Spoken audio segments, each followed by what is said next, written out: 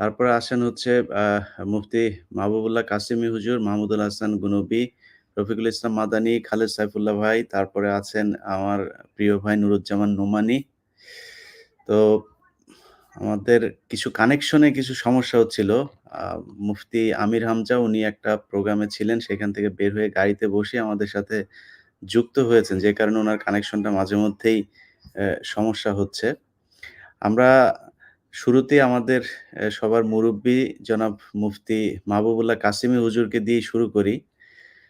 আজকের অনুষ্ঠানের মূল আ যে কারণে আমরা শুরু করছি এই লাইভটি সেটি হচ্ছে যে আপনারা জানেন এই সরকারের প্রায় ১৫ দিনের কাছাকাছি মেয়াদ হতে চলেছে। এখনো অসংখ্য আলেম জেলখানায় বন্দী আছেন। বিশেষ করে গত পরশুদিন আপনারা একটা হৃদয় বিদারক ঘটনা দেখেছেন। জনাব জসিমউদ্দিন রহমানী উনার একমাত্র বোন যিনি আসলে উনাকে দেখাশোনা করতেন, উনার খোঁজখবর নিতেন।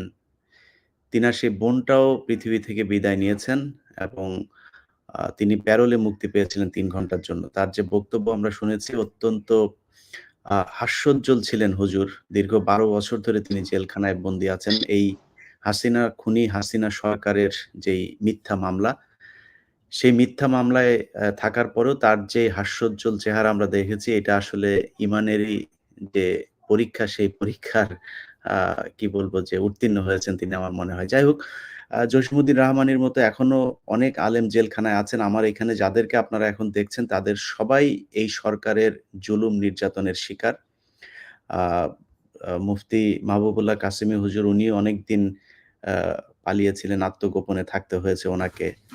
তারপরে অন্য আর যে কজন এখন আপনারা দেখছেন সবাই দীর্ঘদিন জেলে ছিলেন, গুম ছিলেন, সরকারের নানান ধরনের নির্যাতন সহ্য করেছেন। মুফতি আমির হামজা উনার কথাও আপনারা জানেন।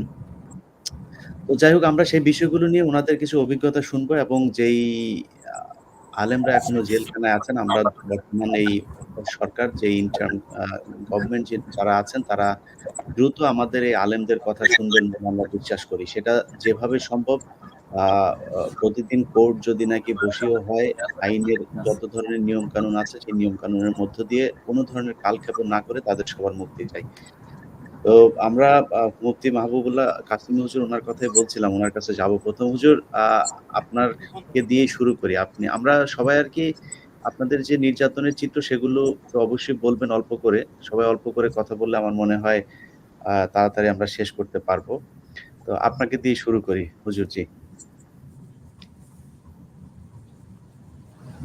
আলহামদুলিল্লাহ। সালামুন আলা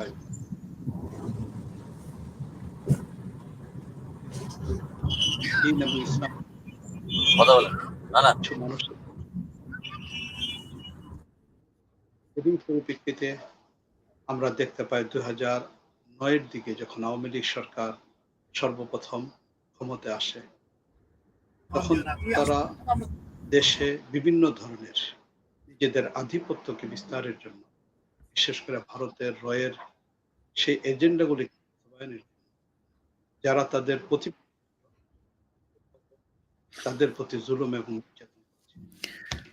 যেমনি ভাবে হুজুর প্রকাশ্য আপনার হেডফোনটা কি রাজনৈতিক হুজুর দল, একটু কাছে নিয়ে কথা বলা তৎকালীন যায়? যুগের কারণ বিরোধী দল আপনার বিএনপির কথাটা উপর নির্যাতন পরিষ্কার শোনা করেছে, যাচ্ছে না। জামাত ইসলামের উপর নির্যাতন করেছে। ঠিক এর পাশাপাশি যে হুজুর সকল ওলামায়ে আপনার কেরাম হেডফোনটা একটু কাছে নিয়ে শুধুমাত্র কথা দ্বীন বললে এবং ভালো হয়। আপনার ইসলামকে কথা শোনা অবলম্বন যাচ্ছে না করে ঠিকমতো। এদেশে শান্তি প্রতিষ্ঠার মাধ্যমে তার পাশাপাশি মুফতি মাহবুবুল্লাহ এদেশে কাসেমী ইসলাম হুজুর এবং আপনার দ্বীনের জন্য কথা যারা কাজ শোনা করে যাচ্ছে না যাচ্ছিলেন, পরিষ্কারভাবে। আপনার কথা তাদের জন্য পরিষ্কার শোনা যাচ্ছে না। আওয়ামী হেডফোনটা লীগ একটু কাছে সরকার নিয়ে কথা বললে ভালো হয়।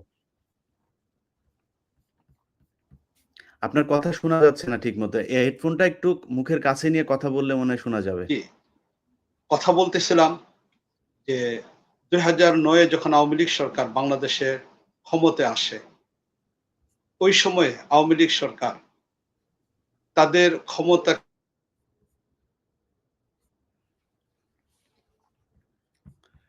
হুম। যাক প্রিয় দর্শক আমরা এই সমস্যাগুলোর কারণেই আসলে রাত ৯ টায় আমাদের শুরু করার কথা থাকলেও আমরা প্রায় ২০ মিনিট আ দেরি হয়ে গিয়েছি। তো আমরা উনার কানেকশনের জন্য অপেক্ষা করি। মুফতি আমির হামজা ভাই আপনাকেও মাঝে মধ্যে হারিয়ে ফেলছি। সো আপনাকে আমরা এখন শুনতে চাই মুফতি আমির হামজা ভাইয়ের আরেকটা পরিচয় আছে। উনি হচ্ছে আমাদের জামাই, আমাদের পাশের গ্রামের জামাই। তো আ আজকে সবাইকে পরিচয় করায় দিলাম। মাজলুম একজন আলেম, আমার খুব পছন্দের আলেম। সারা বাংলাদেশেই উনাকে সবাই খুব পছন্দ করে। যাই হোক, আমির হামজা ভাই আপনি মিউট আছেন, আনমিউট করেন। করে একটু বলেন, আপনার কথা শোনার জন্য অপেক্ষা করছে সবাই।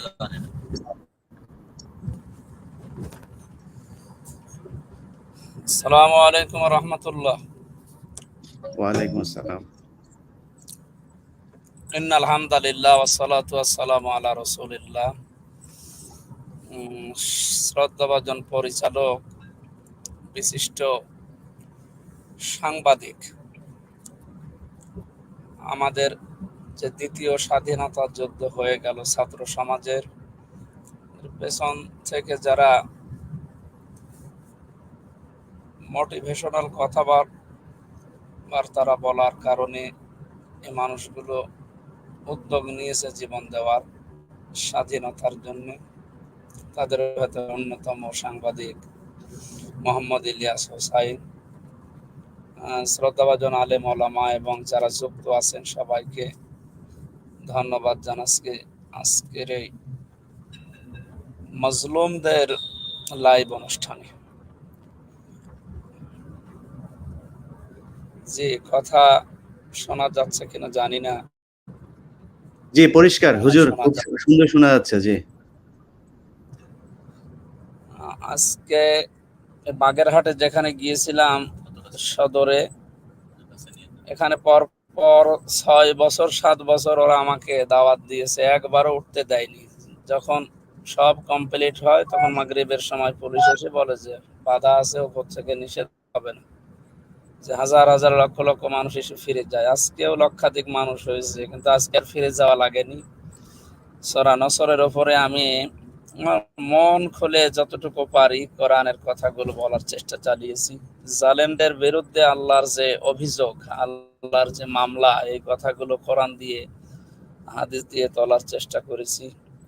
মানুষকে বুঝিয়েছি যে জালেমদের আমরা ক্ষমা করে দিলেও আল্লাহর মামলার আসামি এরা, সুতরাং এদেরকে যদি ওরা নিজেরাও বাঁচাতে চায় তাহলে জালেম বিচার পৃথিবীতে হওয়া লাগবে, এইটাই ওদের উপকার। না হলে ওরা তো মরেও শান্তি পাবে না, কারণ ওরা তো হামজার মামলার আসামি না, রফিকের মামলার আসামি না, এই যে মাহমুদুল হাসান ভাইয়ের আসামি না, ওরা সরাসরি আল্লাহর মামলার আসামি। সুতরাং এই জালেম যারা বিদায় নিল, এই জালেমদেরকে বিচার করে দুনিয়া থেকে বিদায় দিতে পারলে ওরা আল্লাহর মামলা থেকে অব্যাহতি পাবে। সামনে ভবিষ্যতে বাংলাদেশে যারা আসবে, দায়িত্ব আছে বা আসবে, এরা যেন এখান থেকে শিক্ষা নেয়। বিশেষ করে সাবেক অবৈধ আইনমন্ত্রী আনিসুল হক এবং দরবেশ বাবার থেকে, তাদের উপরে যে যা চলছে এই কয়েকদিন থেকে, পরশু দিন থেকে কালকে, আমি তো মালয়েশিয়া থেকে রাত্রে এসে নেমেছি, যে বোঝা যাচ্ছে ভবিষ্যৎ যারা আসবে এরা যেন শিক্ষাটা নিতে পারে। নয়তো এভাবে যদি চলে যায়, এরাও আমরা শিক্ষা নেব। ইতিহাস থেকে শিক্ষা নেওয়ার জন্য কোরআন জানিয়েছে ওয়াল আসরি, আল্লাহ বলেন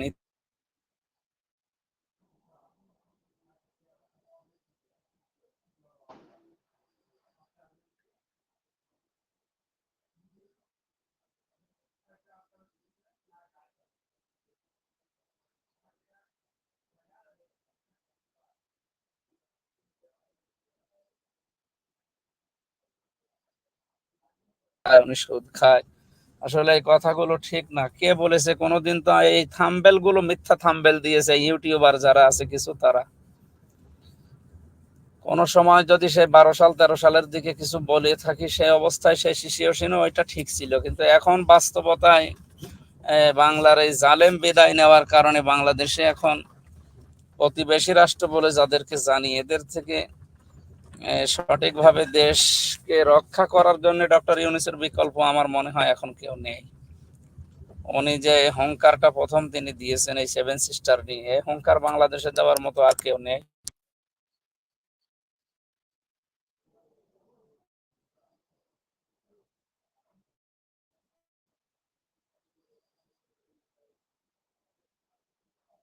সরি, মুফতি আমির হামজা ওনার কানেকশনটা খুব আমির হামজা ভাই শুনছেন? আমরা আমরা আমরা শুনছি না আপনাকে।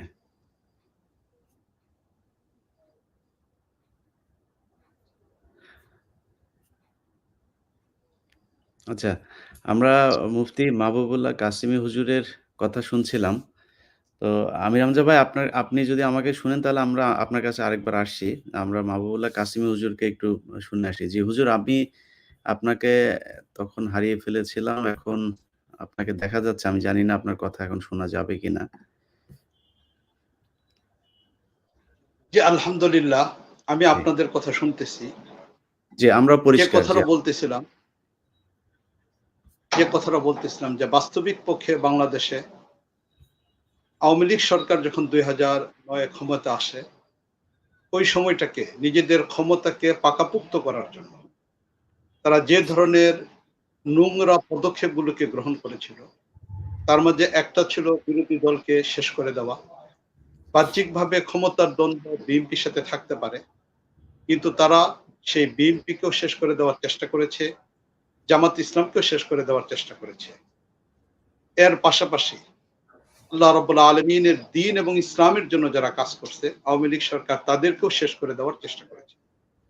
আমরা দেখেছি যে তারা বিশাল বড় একটা পরিকল্পনা নিয়ে এদেশের ক্ষমতায় এসেছিল, যার এই পরিপ্রেক্ষিতে ক্ষমতা আসার পরে পিলখানায় ঘটনা সংঘটিত করে সেখানে প্রায় 70 জন বিডিআরকে হত্যা করা হয়। শাপলা চত্বরে 2013-তে প্রায় সরকারের হিসাব অনুযায়ী এবং আমার কাছে যে তালিকাটা রয়েছে সেই হিসাব অনুযায়ী 72 জন, বেসরকারি তালিকা হিসেবে প্রায় 3000-এর উপরে মানুষকে যেখানে হত্যা করা হয়েছে। সেই নোংরা এক রাজনীতি তারা চালু করেছিল। বিশেষ করে জঙ্গিবাদের নামে তারা বিভিন্ন ধরনের নাটক সাজিয়ে যাদেরকে নিজেদের ইসলামের নিজেদের ক্ষমতার বিপক্ষে মনে করেছে তাদেরকে জেলখানা, গুম, বিভিন্ন ধরনের জুলুম এবং নির্যাতন করেছে। গোটা এই 16টা বছর আওয়ামী লীগ সরকার তারা যেমনি ভাবে তাদের প্রতিপক্ষকে শেষ করেছে, ঠিক ইসলামকেও শেষ করে দেওয়ার জন্য তারা চেষ্টা করেছে। আমি মনে করি যে গুম এবং নাটক এটা আওয়ামী লীগের সরকারের সাজানো একটা পরিকল্পনা ছিল রর এজেন্টকে বাস্তবায়ন করার জন্য এবং তাদের ক্ষমতাকে টিকে রাখার জন্য। আজ যেহেতু আওয়ামী লীগ সরকার ক্ষমতা থেকে গিয়েছে, ছাত্রদের এক আন্দোলন এবং এদেশের অপমর জনসাধারণের সহযোগিতার মাধ্যমে, বিশেষ করে বিদেশে থেকে আপনি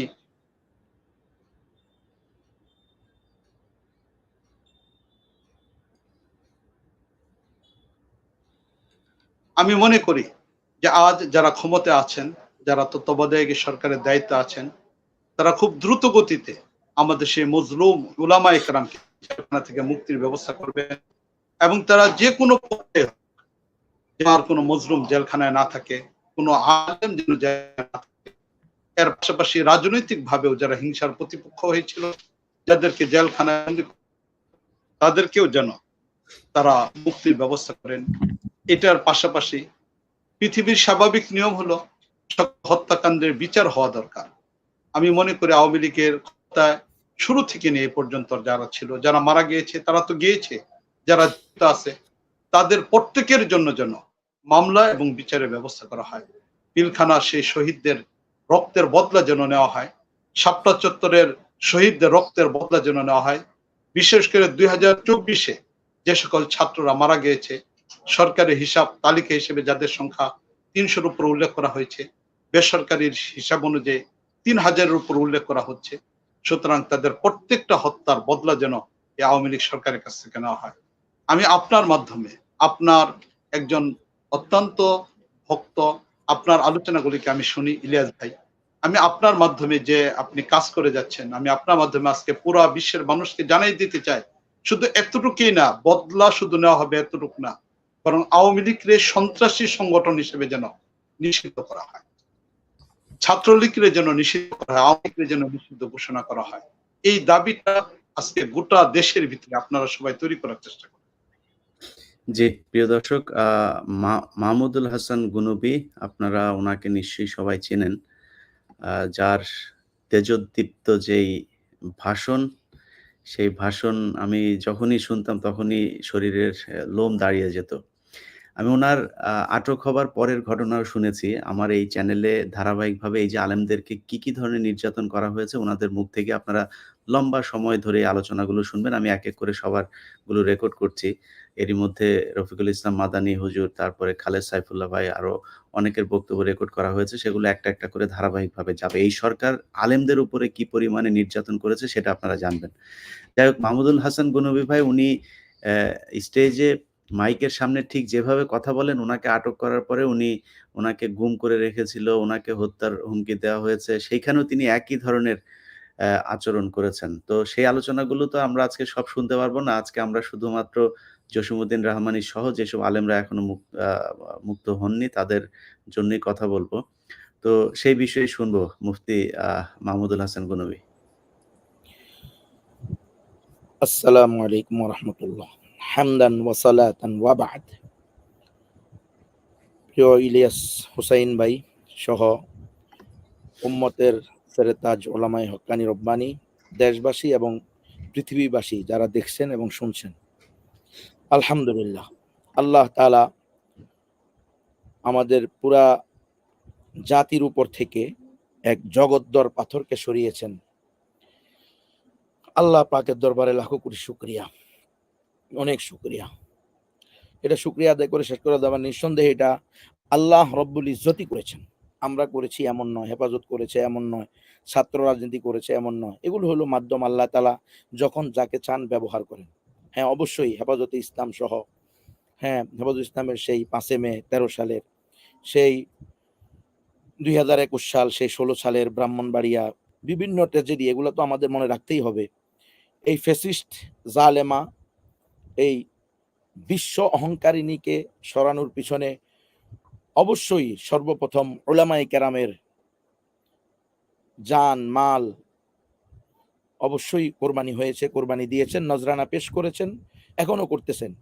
আলহামদুলিল্লাহ, আল্লাহ রব্বুল আলামিন এটাকে চূড়ান্ত পর্যায়ে নিয়ে এসেছে এই ছাত্র আন্দোলনের মাধ্যমে। রব্বুল আলামিনের দরবারে লাখো কোটি শুকরিয়া। এই 2024 সালের শহীদদের কথা, 21 সালের শহীদদের কথা, 16 সালের শহীদদের কথা, 13 সালের শহীদদের কথা, এগুলো আমাদের ভুলবার কোনো সুযোগ নেই। আমরা তাদের আত্মার মাগফিরাত কামনা করি। রব্বুল আলামিন সকল মুমিন